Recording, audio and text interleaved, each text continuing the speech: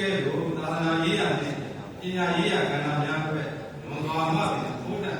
ဘုဒ္ဓများရရှိစေပြီးရေးပါလာသောဌာနပေါင်းစုံစာရကဝေကြီးကိုအစမှပြီးဆုံးနိုင်အောင်စင်တေချောမွေ့စွာဖြင့်အောင်မြင်စွာကျင်းပပြုလုပ်နိုင်ခြင်းသည်တာဝန်ရှိဆရာတော်ရှင်သူများနှင့်အာယကာဓာယိကမများအားလုံး၏စုပေါင်းညီညွတ်မှုကြောင့်အောင်မြင်စွာကျင်းပပြုလုပ်နိုင်ခြင်းဖြစ်သည့်အတွက်ကျင်းပရေးကော်မတီနှင့်တို့ကအလူရှင်မိသားစုများကိုတပည့်တော်ကတိုက်လိုက်လေကျေးဇူးတင်စကားပြောကြားလျှောက်ထားလိုပါတယ်ဗျာပထမဥစွာအဖြစ်ဒီနေ့မနေ့ပိုင်းမှာလုံတောင်များများပြားသောဒီကြားမှာခန္ဓာကိုယ်ချောချီးမြှင့်တော်မူပြီးသာသနာရေးဆိုင်ရာပညာရေးများထုံးကားရေးတွေလင်းပြလမ်းဆောင်ပြီးဖွင့်ဩဝါဒစကားမကြားချင်းတွေတော်မူသောပါမကချုပ်ဆရာတော်ဘုရားကြီးအားထူးပင်ရိုသေလေးများစွာကျေးဇူးဥပါဒတင်ရှိအပ်ပါသည်ဗျာဒုတိယအနေနဲ့သာသနာ့ဘဝတစ်လျှောက်လုံးမှာအချိန်စရာနဲ့အညီစနစ်တကျရှိစေရန်ထပ်ခြားတင်သွင်းသောစာရန်များ၏ဒီတွေပုံမူပြည့်စုံလာစေရန်ထိန်ချောင်းတက်မှတ်ပြီးတော့ပဲကြသော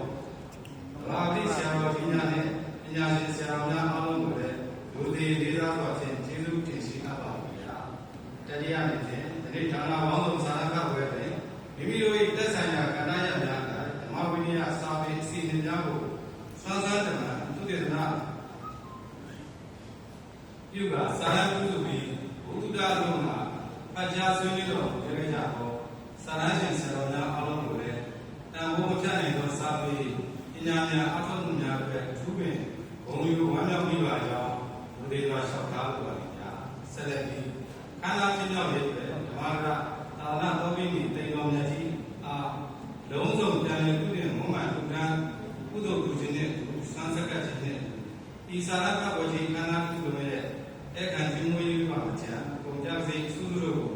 ဒါတရားတတ်တဲ့တော်ဖြင့်ပညာဒါနကုသိုလ်လူကံပြကြတော်လူဒါယကစိုင်းလူထိုက်တော်ဘုကျော်လူဒါယကမှာတော်ပလဲကျော်ပလဲလူသားစုတော်အားလုံးကိုလည်းသာသနာပြုဖို့ပြုမဲ့ဓမ္မမိစေကောင်းများဖြင့်မှတ်တမ်းတင်ကထူးပင်ဝမ်းမြောက်ဂုဏ်ယူကျေးဇူးတင်စွာဖြင့်သာတို့အနုဘောဒနာအချင်းချင်းပေါ်ဆိုအပ်ပါသည်များ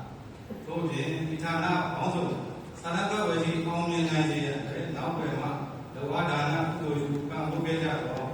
ခန္ဓာ